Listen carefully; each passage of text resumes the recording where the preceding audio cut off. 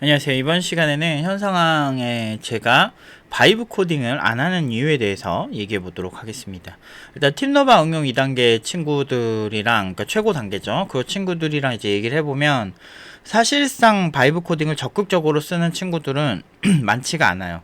근데 그들이 뭐 실력이 부족해서 그렇지 않습니다. 왜냐면 스스로 모든 거를 AI 코딩이 없어도 그냥 다 할 줄 아는 친구들이기 때문에 신기술이나 뭐 이런 것도 문서 보고 어렵습니다. 생각보다 문서가 되게 어렵거든요. 되게 어려운데 그거 보고 잘 따라해서 잘 만들고 그렇기 때문에 이제 연봉이 높겠죠. 그러니까 웬만한 경력자들이 받는 연봉보다 더 많이 받는 친구들이 신입인데도 되게 많잖아요. 그러니까 그 이유가, 그러니까 회사들이 봐서도 얘네들 정도 되면 이 정도 줘도 되겠다 싶으니까 이제 채용을 많이 했겠죠.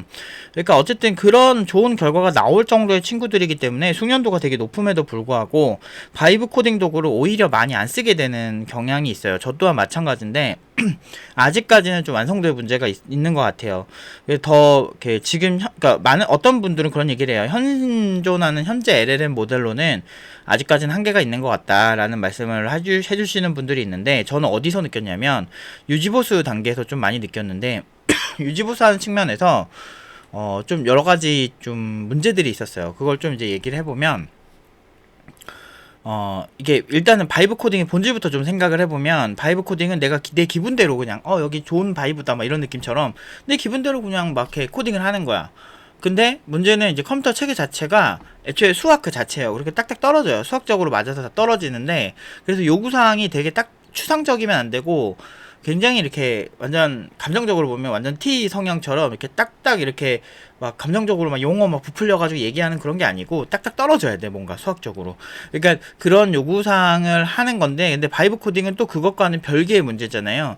좀 더 어떻게 보면 F에 가까운, 오늘 느낌대로 이렇게 적당히 얘기하면 찰떡같이 알아들어야 되는데, 그런 부분에서 사실은 아직까지는 오히려 프롬프트를 너무 자세하고 완전 디테일하게 써야 겨우겨우 알아듣는 느낌이 되게 강해서 거기서 오는 한계점이 확실히 있어요.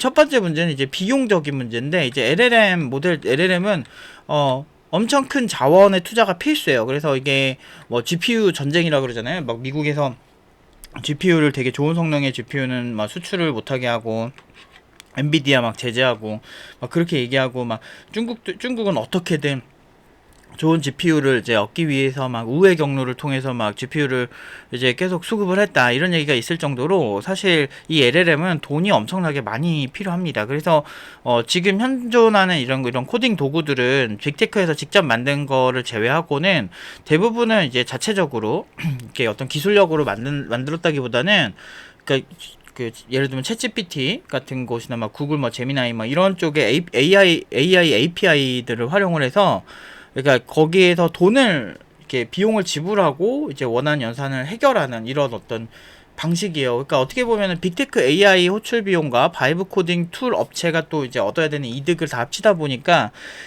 크레딧 대비 비용이 꽤나 비싸다라는 느낌이 좀 있다라는 느낌이 들고요. 물론 이제 이런 거에 있어서 어떤 분들은 그렇게 얘기하실 거예요. 그래도 개발자 쓰는 것보다 이게 낫지 않냐라고 하는데, 현 시대 이제 AI는 제가 계속 얘기하지만 지금 바이브 코딩은 취미로 배우시거나 경험 삼아 재밌게 배우시는 거라면 저는 항상 응원을 하고, 뭐 그래요, 뭐 흥미를 위해서라면 뭐 이렇게 할 수는 있습니다. 그런데 안타깝게도 나 바이브 코딩에, 나 개발자 되기 위해 바이브 코딩을 열심히 할 거야 라고 하신다면, 아마 그렇게 프로 개발자가 되시기에는 굉장히 쉽지 않다. 정말 결국에는 다시 본질로 돌아와서 공부를 하게 되어 있다라고 말씀을 드리고 싶을 정도로 좀 한계가 있습니다. 아닌데 나 됐는데 이렇게 하신다고 해도 연봉이 되게 낮을 거라는 걸 저는 거의 확정할 수 있습니다. 그렇게 제가 계속 얘기하죠. 지금 IT 업계가 제가 계속 말씀을 드린 게, 지금 시장에서 AI 개발자의 수요가 폭발적이다. 자바가 3,500건 정도, 우리나라 제일 개발자 많다는 자바 분야가 3,500건 나오는데 AI는 검색하면 13,250건이 나옵니다. 근데 이 얘기는 무슨 얘기냐면 개발자가 없어요.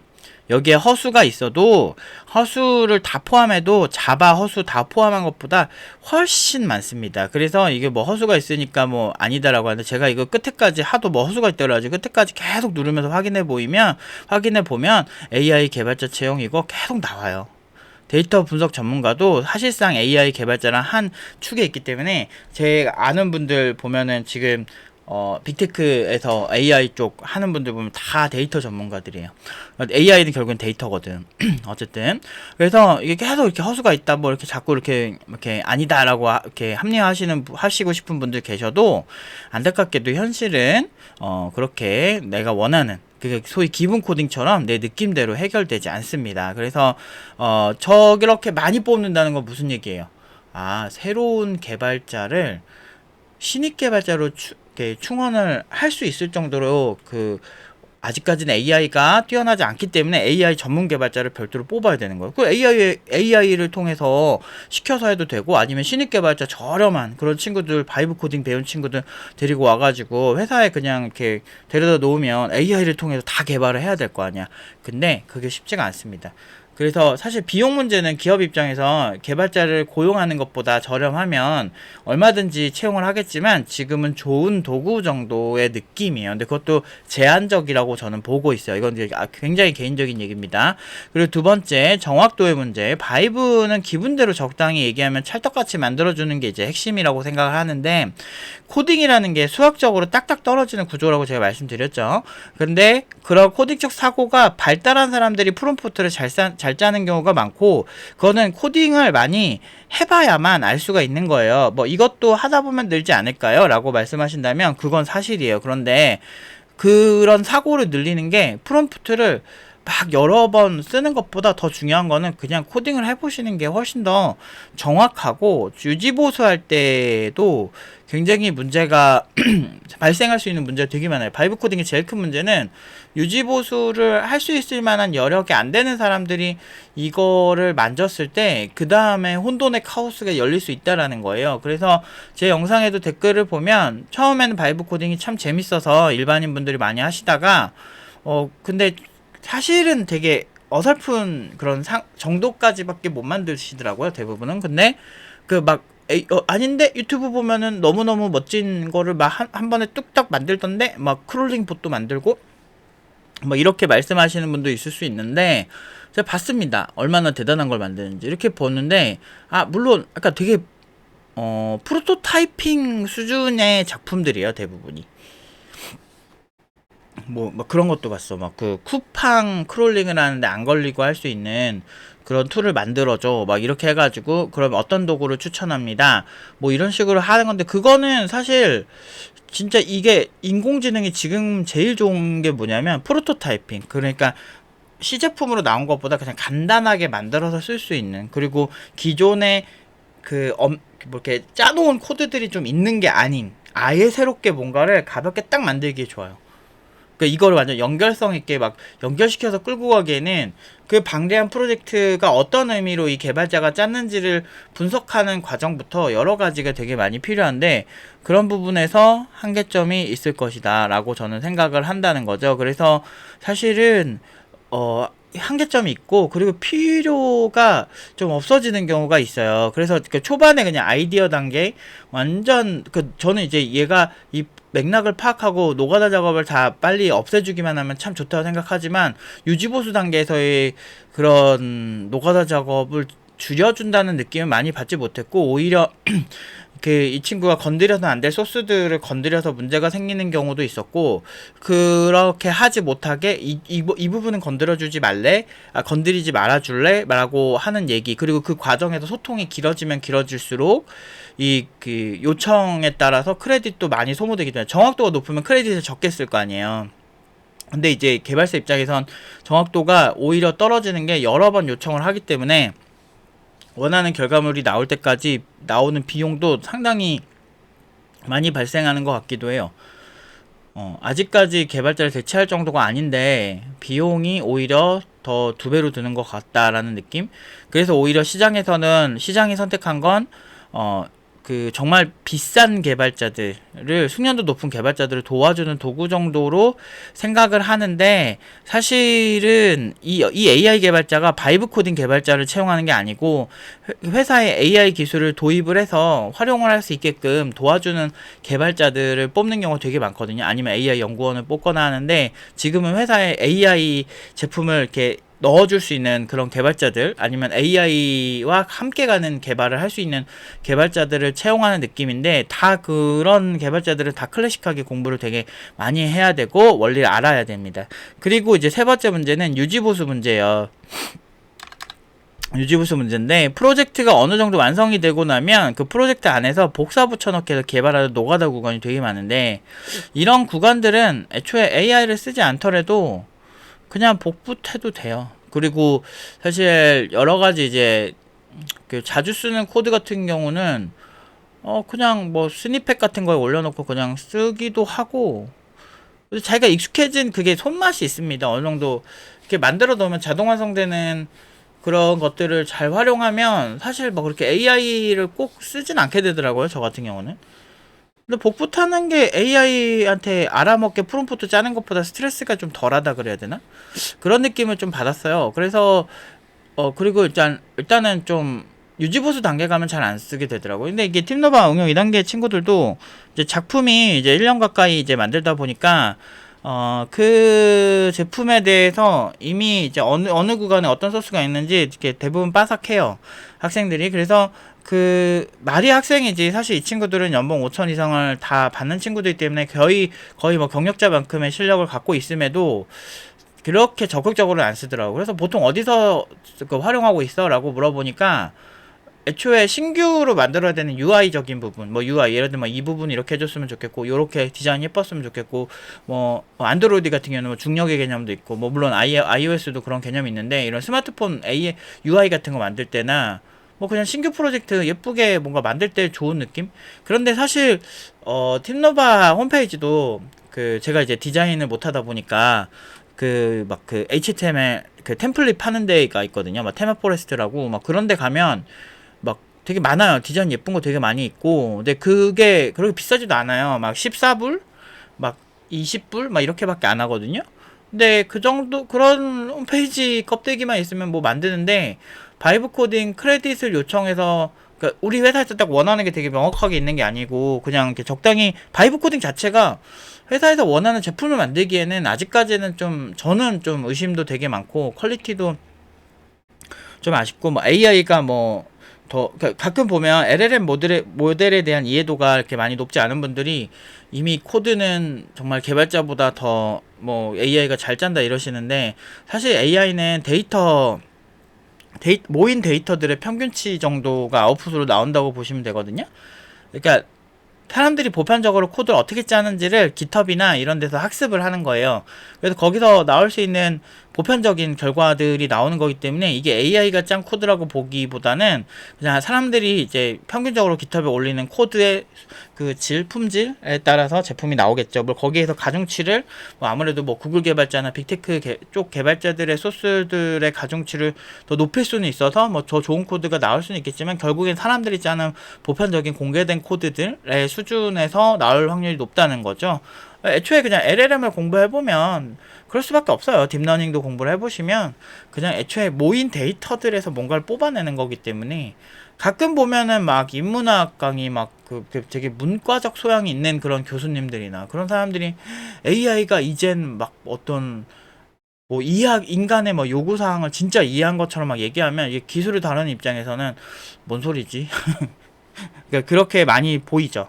되게 문학적 소양이 있고 막 근데 그러니까 제 주변에도 보면 그런 사람들이 많아요. 근데 이거는 그냥 전형적으로 데이터다. 모인 데이터를 그러니까 AI 기술에서 뭐 강화학습 뭐 이런 것도 되게 대단한 거지만 사실 제일 내가 똑똑하다고 보는 거는 인간의 요구사항을 그래도 알아듣기 시작했다 이건데 근데 그래도 알아듣기라는 얘기를 쓴 이유가 그래도라는 느낌이 든다는 거는 그래도 뭐 예전보다 훨씬 낫게 알아듣는다 뭐 이런 느낌이라는 거죠. 그래서 뭔가 저는 사실 아직까지는 좀 회의적인 느낌이 되게 강하고요. 그리고 이제 결국에는 이게 이제 일반인 분들한테는 뭐 예전에 코딩 열풍이 불었던 것처럼 그래가지고 막 4개월 공부해서 네카르코베당토 가자 이런 느낌을 좀 많이 받고는 있어요. 그래서 여러분들이 공부는 그냥 본질적으로 하시는 게 아직까지는 좋은 것 같아요. 그러니까 이게 진짜 아이언맨 수준의 AI가 나오지 않으면은 사실 불가능해요. 그런데 아이언맨 같은 것들을 물론 미국 뭐 미드나 뭐 영국 드라마 뭐 이런 데는 정말 이제 뭐 검증을 잘하고 이렇게 하는 사람들도 있지만 사실 그 마블 코믹스에서 나오는 AI들 있잖아요. 막 뭐죠? 와칸다 포레버 막 이런 데 나오는 AI들은 사실은 거의 그냥 인간 정도 수준의 그 알아듣는 그런 것도 되게 높은 수준으로 알아듣는데 그러니까 대충 얘기하면은 그 비서가 되게 똑똑해가지고 막 진짜 찰떡같이 만들어주는 그런 건데 인간 사회에서도 대기업 회장님의 비서가 되더라도 그 대기업 회장님과 얼마나 많은 일들이 됐을 거 아니에요. 악마는 프라다를 입는다를 보면 그 여주인공이 이제 거의 뭐 비서 같은 역할을 되게 그 안나 윈투어라고 하는 그 보그 편집장 그 모델로 나온 메릴 스트립이라고 하는 배우의 어떤 그 사진을 보여드리면서 이 메릴 스트립이라고 하는 배우의 어떤 비서 역할 같은 느낌, 그 부하 직원이죠. 비서 역할 같은 느낌으로 앤 해서웨이가 나와가지고 이제 그 시행착오를 많이 겪잖아요. 메릴 스트립이 뭘 좋아하고 뭘 싫어하고 이런 걸 학습하는 시간이 되게 많이 필요하단 말이지. 근데 인간 사회에서도 그렇게 해도 정확도가 떨어진 게 인간도 그게 힘든데 AI가 과연 이 사람들만큼 할 수 있느냐라고 본다면 그 데이터를 학습하는 것도 학습하는 거지만 좀 여러 가지 인간도 이 사람이 말한 걸 알아듣고 그 사람한테 맞추는 게 되게 힘들잖아요. 뭐 예를 들면 나는 국이나 찌개를 뭐 어떻게 끓여주는 게 내 스타일이야. 또 간간하게 끓여주는 게 내 스타일이야. 매콤하게 해주는 게 내 스타일이야라고 하는데 하다못해 배달 음식 주문할 때도 저는 그런 느낌이 들어요. 내 입장에서는 이게 되게 매운 건데 다른 사람 입장에서 되게 매운 게 아닌 경우도 있거든요. 그러니까 이게 되게 조절하기 되게 힘들어요. 그 맵다라는 것도.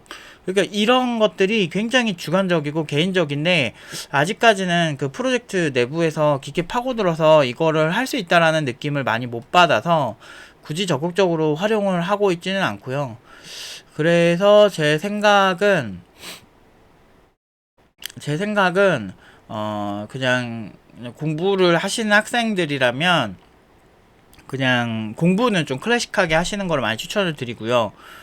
지금 바이브 코딩 이렇게 해가지고 개발자 될 거라는 희망보다는 그냥 재미로 그냥 가볍게 내 생각대로 어느 정도 아이디어를 구현해서 적당히 나오는 정도까지는 추천을 드리고 싶은데 장기적으로는 그 프로젝트를 제어할 수 있어야 돼요. 이 개발자가 제어하지 않으면 안 돼요.